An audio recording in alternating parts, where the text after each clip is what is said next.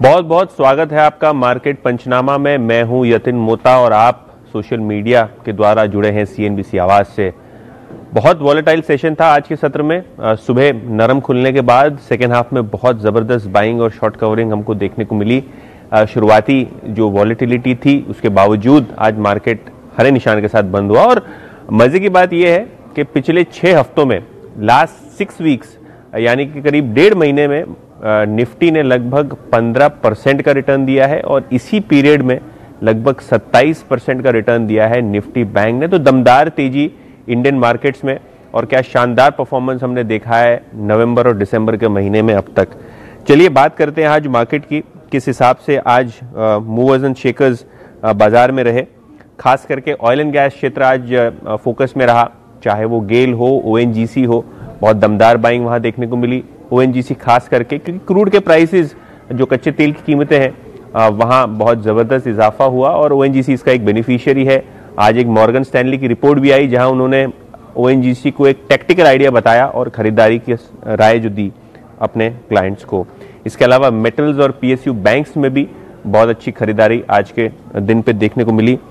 IT और pharma shares में थोड़ी बहुत सेलिंग आज के सत्र में देखने को मिली। प्रॉफिट बुकिंग थी ओवरऑल बेसिस पे, लेकिन अगर आप टॉप गेनर्स कहें निफ्टी में तो ICICI bank, ITC, NTPC, ONGC और कोटक ये वो शेयर्स थे जहां हमने अच्छा खासा आज के दिन में प्राइस मोमेंटम देखा।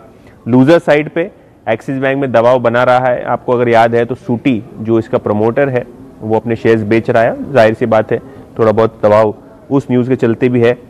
इन्फोसिस, रिलायंस, एचडीएफसी बैंक, एमएनएम में भी हमने थोड़ी बहुत आज सेलिंग देखी।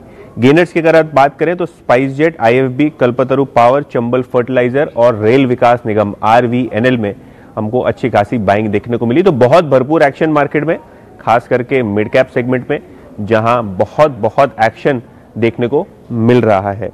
अच्छा, लेते हैं थोड़ी बहुत क्वेरीज अपने दर्शकों से, अपने फेसबुक से जुड़े हुए दोस्तों से, क्योंकि क्वेरीज तो बनती है।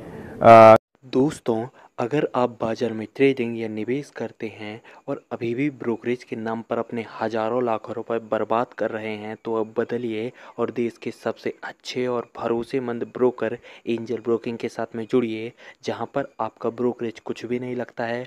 ब्रोकरेज लगता है तो सिर्फ इंट्राडे ट्रेड में, वह भी सिर्फ 20 रुपये।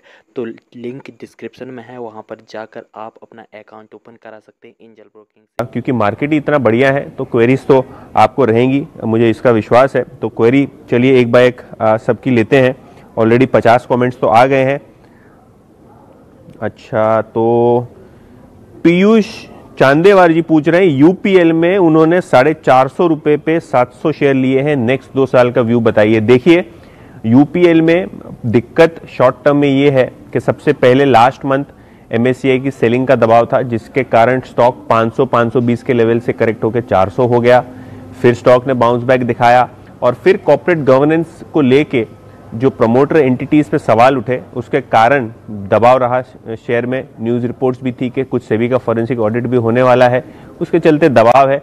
लेकिन अगर आप लॉन्ग टर्म निवेशक हैं तो यूपीएल में वैल्यूएशन के लिहाज से ये स्तर अट्रैक्टिव है और अगर आप ट्रेडर हैं तो शायद आपको स्टॉप लॉस कर देना चाहिए। लेकिन अगर आपके पास लॉन्ग टर्म के लिए यूपीएल है तो इस शेयर में बने रहें, क्योंकि 500-600 रुपए के एवरेज टारगेट प्राइस है ब्रोकरेजेस के।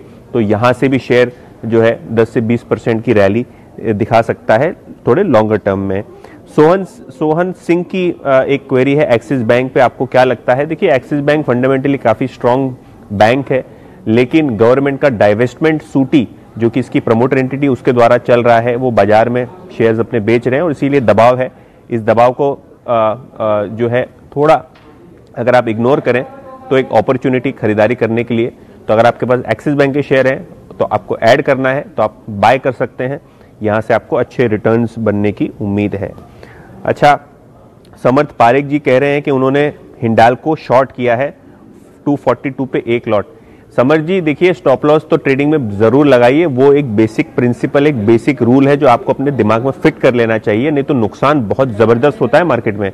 स्टॉप लॉस लिस्ट लगाइए और मेटल्स में जिस हिसाब से रैली बन रही है ना, मैं तो एडवाइज नहीं करूंगा कोई भी स्टील या एल्यूमिनियम या कोई भी मेटल स्टॉक शॉर्ट करने का। तो आपके पास अगर हिंडाल्को का शॉर्ट पोजीशन बना हुआ है, अगर आपको मुनाफा हो रहा है, प्रॉफिट टेक कर लीजिए और टाइट स्टॉप लॉस रखिए, क्योंकि ये मेटल की रैली जो है यहाँ से अभी भी कंटिन्यू रहने वाली है। अच्छा, राजकुमार जी टोरेंट पावर पे पूछ रहे हैं कि उन्होंने कॉल ली है 350 रुपए की, क्या करना चाहिए। देखिए, टोरेंट पावर बहुत वेल ट्रैक कंपनी नहीं है, लेकिन अगर आप टोरेंट की बात करें तो कहीं ना कहीं ग्रुप काफ़ी मजबूत है, कहीं ना कहीं आपको एक ट्रेडिंग अपॉर्चुनिटी ज़रूर मिलेगी। लेकिन जो एडवाइस है मेरी, यहाँ होल्ड करिए पोजीशन, शायद आपको अगर मार्केट रैली करेगा तो प्रॉफिट के जो है मौके मिल जाएंगे। अच्छा, अमित पटेल जी पूछ रहे हैं टाटा स्टील पे व्यू। मेटल्स का जैसे कि मैंने पहले बताया बहुत अप ट्रेंड में है। मेटल शेयर्स, खास करके स्टील शेयर्स में हमने प्राइस हाइक्स होते हुए देखे हैं, दाम बहुत बढ़ गए हैं स्टील के, जिसके कारण ये जो स्टील कंपनीज है इनका मुनाफा दिन ब दिन बढ़ रहा है।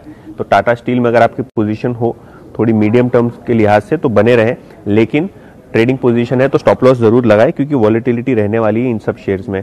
महेंद्र सैया जी पूछ रहे हैं वेलेंट ऑर्गेनिक्स के उनके पास शेयर्स हैं। महेंद्र जी देखिए, बहुत बेहतरीन कंपनी है valent Organics. Mid cap segment में अगर आप देखें तो जो आत्मनिर्भर भारत है उसके तहत कंपनी जो है इंपोर्ट सब्सटीट्यूशन प्रोडक्ट बनाती है, जिसकी मांग बहुत ज़्यादा है इस देश में। तो कहीं ना कहीं इस कंपनी को लॉन्ग टर्म में फ़ायदा होगा। आप अगर इस शेयर में लॉन्ग टर्म के लिहाज से निवेश करना चाहते हैं तो ज़रूर बने रहें, क्योंकि बहुत अच्छी कर रही है कंपनी। अच्छा, स्पाइस जेट पे मोहित जैन जी व्यू पूछ रहे। देखिए कि स्पाइस जेट में क्या ज़बरदस्त रैली थी पिछले दिनों। 60-70 रुपये में मैंने दिवाली के दिन इस स्टॉक को रेकमेंड किया था डीलिंग रूम्स के द्वारा। 100 रुपये का भाव हो गया बॉस। इतना बढ़िया रिटर्न शॉर्ट टर्म में कोई भी एविएशन शेयर में हमको देखने को नहीं मिला, और ये रैली यहाँ से कंटिन्यू देखने को मिल सकती है। तो स्पाइस जेट अगर आपके पास शेयर है तो उसको होल्ड करिए। इस लेवल पे खरीदने का एडवाइस कोई भी नहीं करेगा, क्योंकि रनअप जिस हिसाब से हुआ है उस हिसाब से थोड़ा लेवल जो है ये अट्रैक्टिव नहीं है। अच्छा, वैभव बेलोकर जी पूछ रहे हैं आरती ड्रग्स पे क्या व्यू है। आरती ड्रग्स भी एक वेलेंट ऑर्गेनिक की सिस्टर एंटिटी है, सेम ग्रुप से इनका नाता है। बहुत अच्छा कर रही है कंपनी, फंडामेंटल बेसिस पे देखिए वैल्यूएशन काफ़ी अट्रैक्टिव है। अगर आपके पास शेयर हो तो इसमें बने रहें। अगर आपको खरीदारी भी करनी है शॉर्ट टर्म के लिए तो एडवाइस दूंगा कि यहाँ थोड़ी बहुत आप पोजीशन जो है ले सकते हैं। इसके अलावा एक आखिरी 2-3 क्वेरीज मैं ले लेता हूँ। ओवरऑल बेसिस पे अगर आप देखें तो रिलायंस इंडस्ट्रीज पे भी काफ़ी सारी क्वेरीज आ रही हैं। देखिए, रिलायंस इंडस्ट्रीज का शेयर जो है ना काफ़ी दिनों से कंसोलिडेट हो रहा है। 900 रुपये से हमने तेजी देखी लगभग 2400 रुपये तक की, और 2000 के लेवल के आसपास स्टॉक कंसोलिडेट कर रहा है। अगर ये कंसोलिडेशन से बाहर निकलता है तो वापस अपना जो है हाई वो टेस्ट करना चाहेगा। अगर आपके पास लॉन्ग टर्म के लिहाज से रिलायंस के शेयर्स हैं तो यहाँ निवेश बनाए रखें। ऑब्वियसली TV 18 और CNBC आवाज़ दोनों ही रिलायंस के प्रभुत्व और प्रबंधन के अंदर आती है। तो मेरा व्यू शायद बायस हो सकता है, आपको अपने एडवाइज़र से इसके बारे में राय लेनी चाहिए। अच्छा, शांति गियर्स पे अर्चिता जी पूछ रही हैं क्या व्यू है। देखिए, ऑटो एंसिलरी पे है ना बहुत ज़बरदस्त हमने देखा है कि अंडर वैल्यूएशन है। जिस हिसाब से मारुति ने अपने प्रोडक्शन टारगेट बढ़ाए हैं, अभी प्राइस हाइक की भी बात कर रहे हैं, गाड़ी 2 व्हीलर महंगे होने वाले हैं, और कहीं ना कहीं ये जो ऑटो एंसिलरीज हैं इनके भी अच्छे दिन आ जाएंगे। तो अगर आपके पास शांति गियर्स जैसे शेयर हैं तो आप बने रहें प्लीज़, कोई दिक्कत नहीं है। राजन सोलंकी जी अदानी ग्रीन पे सलाह पूछ रहे हैं, और आशु शाह जी फ्यूचर रिटेल पे एडवाइस मांग रहे हैं। देखिए, दोनों ही शेयर जो हैं मैं खरीदने की एडवाइस नहीं दूंगा। अगर आपके पास ये शेयर हैं तो आप अदानी ग्रीन में प्रॉफिट बुक कर सकते हैं। फ्यूचर रिटेल अगर आपके पास है तो उसको बुक करके आप दूसरे शेयर्स में मूव हो सकते हैं, कि क्योंकि फंडामेंटल्स थोड़े वीक हो चुके हैं फ्यूचर रिटेल के। तो कहीं ना कहीं अगर आपको मुनाफा मिलता हो या आपको छोटे मोटे लॉस में निकलने को मिलता हो तो वहाँ आप प्लीज़ प्रॉफिट अपना निकाल लीजिए या लॉस बुक कर लीजिए। और आखिरी 2 क्वेरी लूँगा, एक ITC पे और एक HPCL पे। देखिए, ग्लोबली जो सिगरेट कंपनीज है ना उन्होंने बहुत ज़बरदस्त रैली दिखाई है, और उसी को मद्देनज़र रखते हुए ITC में भी एक बढ़िया ब्रेकआउट आया है। 200 रुपये के ऊपर स्टॉक कंसिस्टेंटली अच्छे वॉल्यूम्स के साथ ट्रेड कर रहा है पिछले 2-3 दिनों से, और वैल्यूड अगर आप वैल्यूएशन पूछें तो बहुत अट्रैक्टिवली वैल्यूड है। 4-5% की डिविडेंड यील्ड पे अवेलेबल है, फिक्स डिपॉजिट से ज़्यादा डिविडेंड कंपनी देती है। तो अगर आपके पास ITC के शेयर हो तो इसमें बने रहें। अगर आप HPCL के लिए ट्रेडिंग का व्यू पूछ रहे हैं तो आप यहाँ खरीदारी कर सकते हैं, लेकिन इसका ध्यान रखिए कि कच्चे तेल की कीमत क्रूड ऑयल की कीमत जो है वो दिन ब दिन बढ़ रही है, जो कि एक नेगेटिव फैक्टर है ऑयल मार्केटिंग कंपनीज के लिए। बट जिस हिसाब से अनलॉकिंग हो रही है, पेट्रोल डीजल की मांग जो नॉर्मलाइज हो रही है, इसका फायदा कंपनी को होगा। लेकिन ओवरऑल बेसिस पे आईटीसी पे मैं कहूंगा कि अगर आपके पास शेयर है तो बने रहें, एचपीसीएल में आपके पास पोजीशन है तो बने रहें, लेकिन स्टॉप लॉसेस ध्यान रखें अगर आप ट्रेडिंग के लिहाज से कोई भी पोजीशन लेते हैं। और इसी के साथ